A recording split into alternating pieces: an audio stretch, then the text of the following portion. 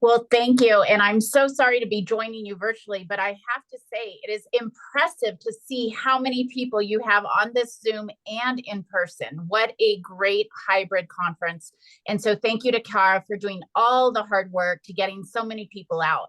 This is exactly what we want to start with. How do we motivate more folks to be coming out and kind of getting past the blues that we all felt during the pandemic? I know the pandemic is ongoing in many ways, but how do we get our volunteer base back? And I think that we've been talking a lot at the Labor Fed about young workers and how young workers are organizing and they're excited and they're seeking a community. But we can't forget the original union members as well. And as much as we love new, young, excited organizers and union members, we need the wisdom and the experience of those who have been in the labor movement for a very long time, have retired out of it, still care very much about these issues. So I know you all have done a great job this year. 700 people out to protect Social Security and Medicare. That is outstanding. And that is the kind of volunteer actions that we need to continue to push in times of crisis, to continue to push on some of our legislation that we do jointly together, and to push on these ideas of retirement security and beating inflation. Obviously, these are big issues for all of us, whether you're currently in the workforce or retired.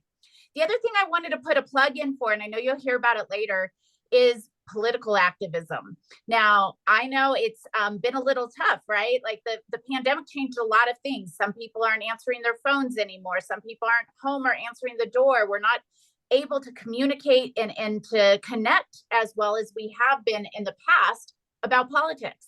But we still have to try. And so this year for 2024, looking into 2024, the Labor Federation is really going to focus on a couple key areas. Last time we were asked, last election cycle, to go to Nevada and help save the Senate. We did that, and there was great turnout. But this year, we're going to focus on some of those congressional seats that we think we can win in a presidential. There's a couple in the Valley, in Orange County, in Los Angeles.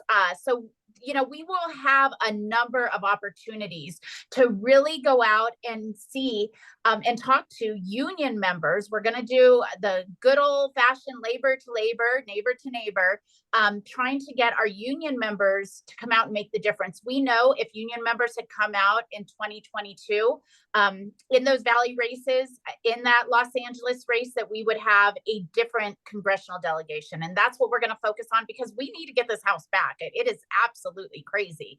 I think all of us have been watching with horror what the Republicans have done in, not that we're partisan, but what they've done to the House of Representatives in the last few weeks. It's just crazy. And we just need to get a pro-worker, pro-union, pro-retiree majority back in the House of Representatives. So that's going to be some of our focus this year.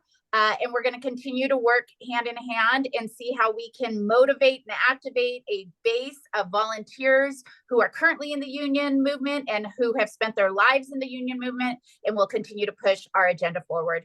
Thank you all for coming out. Have a very successful and exciting conference, and kudos to all of the leadership for developing such a great hybrid program.